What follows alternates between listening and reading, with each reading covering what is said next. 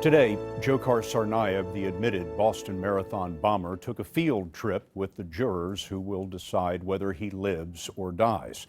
The destination, the boat, in which he hid for hours until the police, acting on a tip from the owner, discovered him. There was also more dramatic testimony today, and Dahler is at the courthouse.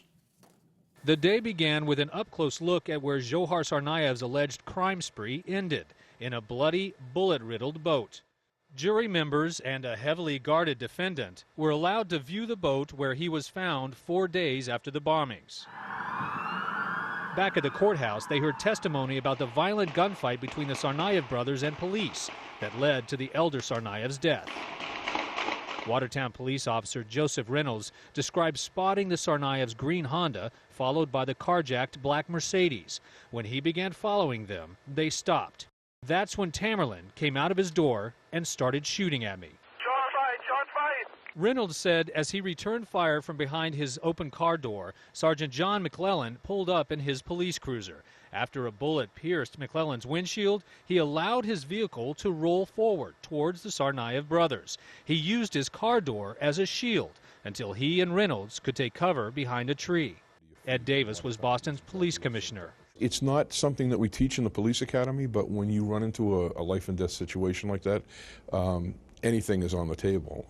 This photo, taken by a neighborhood resident, Andrew Kitzenberg, shows the brothers crouching behind the Mercedes.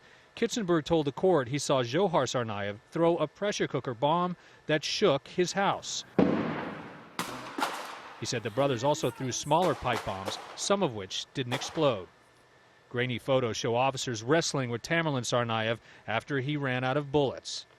All of a sudden, I could hear an engine rev, Reynolds testified. The black Mercedes was aiming right at us, with the younger brother in the driver's seat. The officers were able to leap out of the way, but the Mercedes hit and dragged Tamerlan Tsarnaev 40 feet.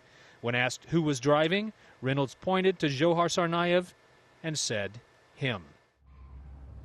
Even with ultimately fatal injuries from gunshots as well as being hit by the Mercedes, Tamerlan Tsarnaev continued to fight with officers until they could get handcuffs on him. Scott, his younger brother, eluded capture until he was found in that boat some 18 hours later. Dahler reporting for us from Boston tonight. Don, thank you very much.